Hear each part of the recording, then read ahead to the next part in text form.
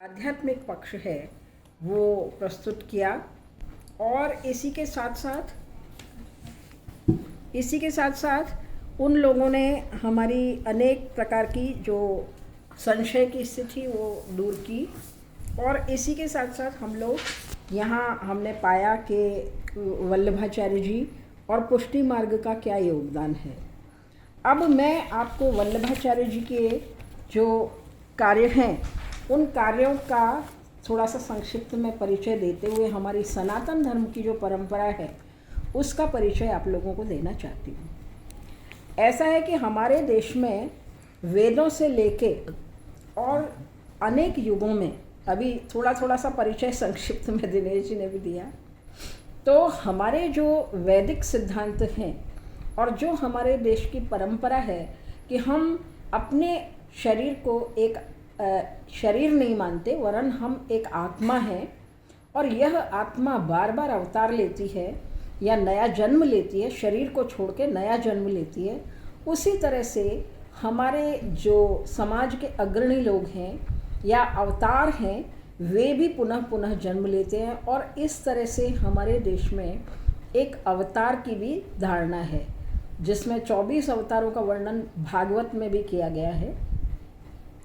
अब देखिए, क्योंकि हमारा देश बहुत ही प्राचीन है, हमारी संस्कृति बहुत ही प्राचीन है, इसलिए हमारे यहाँ जो कुछ भी प्राचीन काल में वेदों में लिखा गया उस वेदों की परंपराओं को हम ऐसा मानते कि उसमें संपूर्ण व्यवस्था लिख दी। हमारे विद्वानों ने अपने संपूर्ण ज्ञान का निचोड़ वेदों में संग्रहित कर दिया। अब जो कोई भी वैदिक धर्म की या वैदिक मतों की अनुपालना करते हैं वो सब आस्तिक धर्म कहलाए। और इस तरह से हमारे देश में देखिए, हम कभी भी कोई चीज़ को नए रूप में इस्तेमाल करते तो हम उसका नाम और स्वरूप भी बदल लेते हैं। इसी तरह से जो वैदिक सिद्धांत थे उनको अलग अलग समय में अलग अलग विद्वानों ने अलग अलग लोगों को समझाने के लिए कुछ उनके अलग अलग नाम दिए। तो जो हमारा ये जो आत्मा परमात्मा का स्वरूप है वो हमारे सनातन धर्म में वर्षों से चला आ रहा है। सबसे पहले उसकी व्याख्या वेदों में की गई और वेदों से भी बहुत पहले ये जो क्रम है वो चल रहा था, लेकिन वेदव्यास जी ने इन वेदों को लिखित रूप दिया। गणेश जी के सहयोग से उन लोगों ने वैदिक मंत्रों को जो यहाँ वहाँ बिखरे थे, क्योंकि देखिए हमारे देश की परंपरा थी कि हम लोग अपनी वैदिक जो मंत्र हैं उनको एक गुरु दूसरे शिष्यों को मौखिक रूप से सिखाता था, वो लिखित नहीं थे। बहुत वर्षों तक ये अलिखित रूप में मौखिक रूप में चलते रहे। और उसके बाद में जब वेदव्यास जी आए तो उन्होंने एक बहुत बड़ा कार्य किया और उन वेदों को 4 भागों में विभाजित किए, अपने 4 शिष्य तैयार किए। जैसे अभी पीएचडी होती है उस तरह से उनने 4 विद्यार्थियों को पीएचडी करवाई, जैमिनी, पेल, वेशम, पायन। और तो इस तरह से वो जो 4 से उन्होंने वेदों को अलग अलग भागों में बांटा, ऋग्वेद, यजुर्वेद, सामवेद और अथर्ववेद। यानी कि जैसे यज्ञ करने की सारी विधियां हैं उनको यजुर्वेद में डाल दिया, और ऋग्वेद में जो हमारी क्या कहते हैं उनको, हमारी जो ऋचाएँ बोलते हैं ना, ऋचाओं को ऋग्वेद में डाल दिया। सामवेद में गीतों और स्तुतियों को डाल दिया। अथर्ववेद में वैदिक के साथ साथ अन्य प्रकार के जो चिकित्सा संबंधी और जादू टोने संबंधी और जो हमारे योग संबंधी ऐसी कई चीज़ों को उसमें डाल दिया। उसके बाद में उन्होंने महाभारत के काल में महाभारत लिखी जिसमें गीता भी शामिल होती है। और जब वो उन्होंने देखा कि मैंने बहुत सारा कार्य कर लिया लेकिन मेरे को संतोष नहीं मिला है, तब बाद में उन्होंने भागवत की रचना की। अब जो भागवत में ग्रंथ में कृष्ण का संपूर्ण चरित्र, एक ऐसी पुस्तक जिसमें श्री कृष्ण का संपूर्ण चरित्र आता है, वह एक पुराणों में 18 पुराणों में एक है श्रीमद् भागवत पुराण। तो जब उन्होंने भागवत पुराण लिखी तब उनको थोड़ा सा मन में संतोष हुआ कि मैंने अब इस संसार को कुछ दिया है। तो अब देखिए कि वल्लभाचार्य जी ने एक बहुत बड़ा कार्य किया कि हमारे देश में प्रस्थानत्रयी, यानी कि प्रस्थानत्रयी मतलब जो हमारे ग्रंथ हैं उन ग्रंथों में 3 ग्रंथों को बहुत महत्व दिया जाता था, वेद, उपनिषद और इसके बाद में भगवत गीता। तो उन्होंने प्रस्थानत्रयी के स्थान पे प्रस्थान चतुष्टयी की धारणा प्रस्तुत की कि भाई भागवत भी हमारे इन प्रस्थान ग्रंथों के समान है। आप 3 ग्रंथों को ही मत लीजिए। जो हमारी भागवत है, जो श्रीमद् भागवत है मतलब भगवत गीता अलग है और श्रीमद् भागवत अलग है। आप समझिए, महाभारत जब लिखी गई तो महाभारत में कृष्ण ने अर्जुन को जो उपदेश दिया वो 18 अध्याय तो श्रीमद् भगवत गीता है।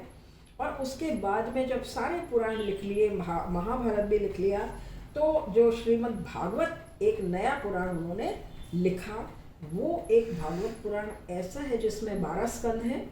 उन 12 स्कंदों में से श्री वल्लभाचार्य जी ने एक पहला, दूसरा और 10वें स्कंद की बहुत अच्छी तरह से अपने शब्दों में व्याख्या की और ये बताया कि जो वेदों का निचोड़ है वो इस भागवत में आपको देखने को मिल जाएगा। इस तरह से भागवत के ग्रंथ को उन्होंने प्रस्थान चतुष्टयी के रूप में सारे समाज को परिचित कराया और उसके माध्यम से उन्होंने श्री कृष्ण की प्रतिष्ठा की कि भाई भारत में जो श्री कृष्ण हैं वो हमारे जो संपूर्ण अवतार हैं, तो उन्हीं को हम ईश्वर का अवतार मानते हुए हम लोग अपने ब्रह्म आत्मा शुद्धाद्वैत संप्रदाय को आगे बढ़ाएंगे तो हम पूरे भारत के लोग एक हो सकेंगे।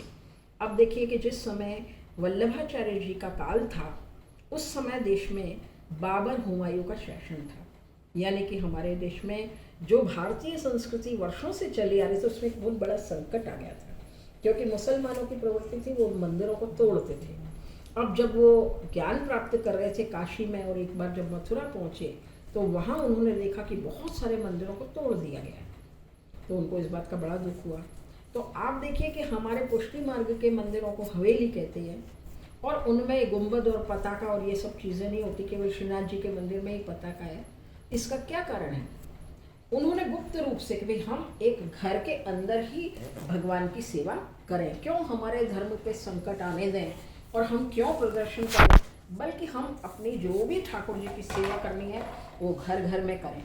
तो उन्होंने घर घर में जो लड्डू गोपाल हैं उनको पधराए और उन्होंने घर घर में जितने भी गोस्वामी बालक थे, अपने ही परिवार के जितने भी लोग थे, सबसे पहले अपने गोसाई जी महाराज को और अपने परिवार के और भी जितने भी सब लोग थे उनको जहाँ जहाँ भी मंदिरों में मूर्तियाँ उपेक्षित हो रही थी या मंदिरों को तोड़ दिया गया था या ठाकुर जी की पूजा करने में लोग बाग घबरा रहे थे, डर रहे थे, उनको उन लोगों ने क्या किया कि भक्तों को उनके घर में रह के और वहीं सेवा करने की विधि समझा दी, जिसको हम कहते हैं अष्टयाम सेवा।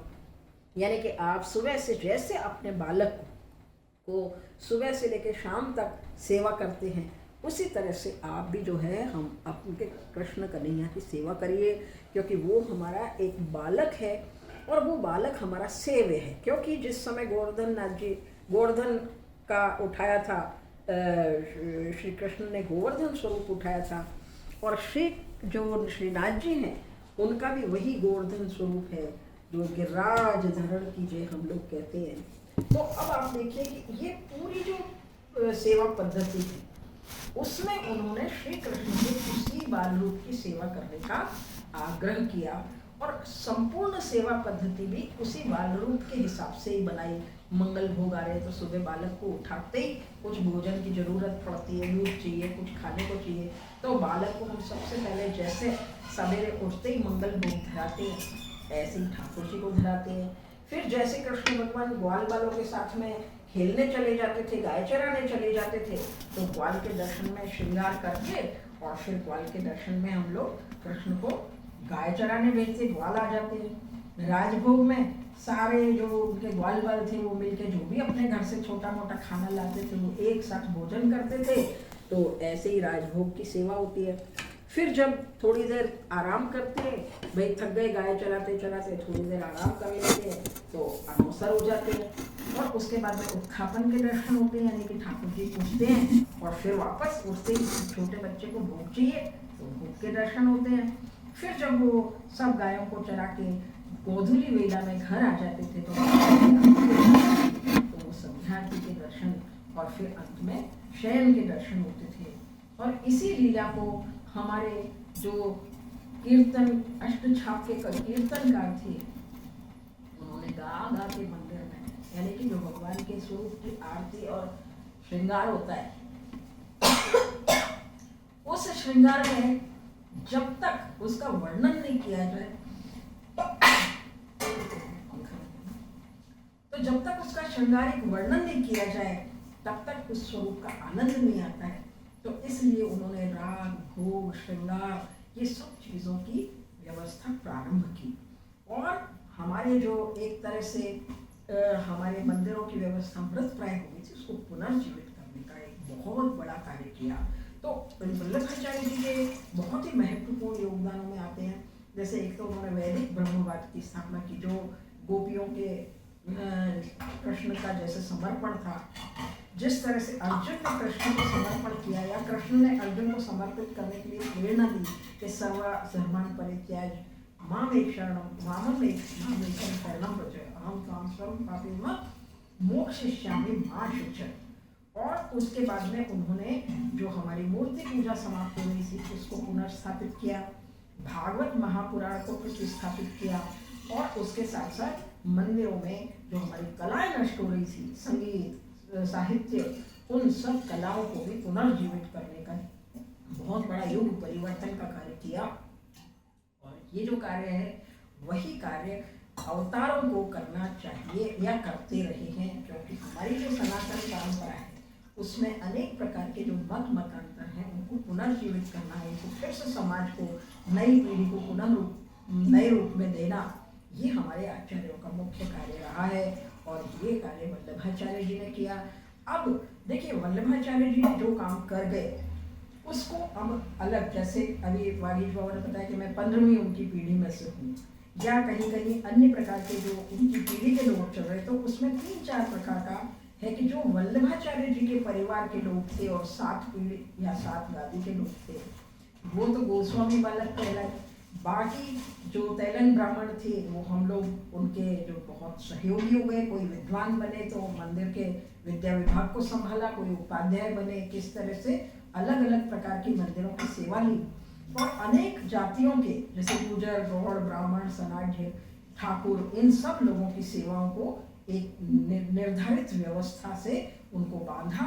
कुछ लोगों ने जैसे औदिच्य ब्राह्मण थे उनको मंदिर के अंदर की सेवा दी, जो ठाकुर थे उनको बाहर की सेवाएं दी, सनाढ़ थे उनको अलग प्रकार की सेवा दी। इस प्रकार के जितने भी परिकर थे ब्रजवासी लोग, उन सबको उन्होंने जोड़ा, उनको रोजगार के साधन दिए, उनको मंदिर व्यवस्था में सहयोगी बनाया, और इस तरह से एक विशिष्ट पूजा पद्धति शुरू की। और यह एक मतलब जिसको कहिए कि सनातन धर्म को आगे बढ़ाने की परंपराओं का एक स्वरूप है। और ये जो परंपरा है इसको जीवित रखने के लिए जो वर्तमान आचार्य हैं, वर्तमान वैष्णव हैं, उनको पुनः पुनः इसके पुनर्जीवन का प्रयास करते रहना चाहिए। अब मैं आपको एक छोटा सा हमारे परिवार के द्वारा क्या सहयोग किया गया वो भी मैं आपको बताती हूँ कि मेरे परदादा जी श्री देवर्षि रमानाथ जी शास्त्री थे, उन्होंने ये जो सारा साहित्य वल्लभाचार्य जी ने संस्कृत में लिखा था उसको आज के युग के हिसाब से उसको जो है हिंदी में परिवर्तित करने का एक बहुत बड़ा कार्य किया था। वो हमारी इस 19वीं-20वीं शताब्दी के प्रारंभ की बात है, जब देवर्षि रमानाथ जी शास्त्री बम्बई में थे। तो बम्बई के महाराज श्री जो थे गोवर्धन लाल जी महाराज, उन्होंने गोकुलेश जी महाराज, उन्होंने उनको गोकुलनाथ जी महाराज सॉरी उन गोकुलनाथ जी महाराज ने उनके आश्रय को रहते हुए उन्होंने लगभग 100 से अधिक ग्रंथ लिखे और पुष्टि मार्ग को संस्कृत और हिंदी में अनुवाद करके, गुजराती या अन्य भाषाओं में अनुवाद करके वर्तमान समय के अनुकूल पूरा का पूरा आद्योपांत, वो जो मैंने बताया ना वेदों से कहाँ शुरू हो रहा है, उपनिषदों में कहाँ कहाँ है, उपनिषदों से संबंधित 5-6 ग्रंथ हैं, वेदों से संबंधित 5-6 ग्रंथ हैं, भागवत से संबंधित 5-6 ग्रंथ हैं।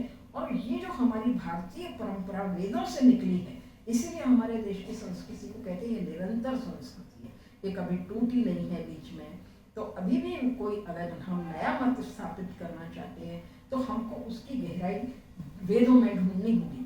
तो वल्लभाचार्य जी ने वेदों से निकाल के ये जो संप्रदाय था इसको हम लोगों को एक बहुत ही व्यवहारिक पक्ष में हम लोगों को मंदिर पद्धति के रूप में दिया, जिसमें सभी कलाओं का, हर प्रकार की व्यवस्थाओं का इसमें परिचय दिया। अब आज ये जरूरत इस बात की है कि हम लोग इन परंपराओं को समझें, गहराई में जाएं, और जो इनके मूल भाव थे जगत गुरु वल्लभाचार्य जी के, उनको ही हम अपनाने की कोशिश करें।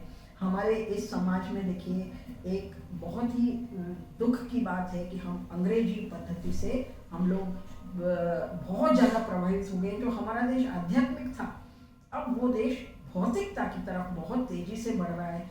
यहाँ तक कि हमारे जो आचार्य लोग थे, जिनको कि आध्यात्मिकता का संदेश देना चाहिए, धीरे धीरे उनमें भी ये प्रभाव आए कि हम नौकरी करने चले जाएं, हम लोग है ना जो कहीं किसी प्रकार का वैभव प्रदर्शन करें। तो ये नहीं, जैसे अभी विनय कुमार जी ने बहुत अच्छी बात कही कि हम लोगों को एक वैष्णव होने के नाते, एक आचार्य होने के नाते त्याग की भावना से कार्य करना चाहिए। किसी प्रसिद्धि की दृष्टि से नहीं करना चाहिए, सेवा भगवान की किसी लाभ के लिए नहीं करना चाहिए। देखिए एक ही बालक ऐसा होता है जिससे हम कुछ भी नहीं मांगते। आप दुनिया में हर चीज से किसी को भी कुछ करोगे, काम छोटा सा भी, तो उसके बदले में आप कुछ मांगते हो। लेकिन एक बालक ऐसी चीज है या अपना पुत्र ऐसा है जिससे हम बदले में कुछ भी नहीं मांगते। तो हम ये कोशिश करें कि हम प्रभु की, समाज की या किसी भी व्यक्ति की सेवा अगर करते हैं तो हमको निष्काम भाव से सेवा करनी है, जिसमें हम बदले में कुछ नहीं चाहें। अगर हम ये चाहते हैं कि भैया हमने ठाकुर जी को भोग लगाया, इसका स्वाद बड़ा जोरदार है, अब इसको हम खाएंगे या इसको हम बेचेंगे, इससे हमको पैसा मिलेगा, तो हमारी भक्ति वो एक तरह से शून्य हो गई या कि हमारी वो अधम श्रेणी में चली गई। तो इसलिए तेन त्यक्तेन भुंजीथा, यानी कि त्याग के साथ अगर भोग हम कर सकते हैं तो वल्लभाचार्य जी के सिद्धांतों को हम सही तरीके से अपनाते हैं। और मैंने अभी इन सारे जो हमारे दादाजी ने ग्रंथ लिखे थे उनको डिजिटल कराने का एक प्रयास किया है, क्योंकि 20-30 वर्षों में हम लोग अपनी परंपराओं को भूल जाते हैं, नई पीढ़ी को वो चीज़ समझानी जरूरी होती है। तो मैंने अभी सारे ग्रंथों को डिजिटल कर दिया है। जो लोग भी इनको पढ़ना चाहते हैं, वल्लभाचार्य जी के सिद्धांतों को, पुष्टि मार्ग के सिद्धांतों को, व्यवस्थाओं को समझना चाहते हैं तो वो मुझसे संपर्क कर सकते हैं। मैं सोचती हूँ अगर हम लोग वल्लभाचार्य जी के सिद्धांतों को नई पीढ़ी तक पहुँचा सकें और हम उनको सही तरीके से समझ सकें तो आज हमारे लिए ये जन्म वल्लभाचार्य जी की जयंती मनाने का एक बहुत ही अच्छा तरीका होगा। आई थिंक मैंने बहुत कुछ कह दिया है, और अगर आप लोगों को कुछ सवाल हो तो आप मेरे से पूछ सकते हैं, और मैं सोचती हूँ कि आप अन्य श्रोताओं को भी अवसर दिया है। Thank you.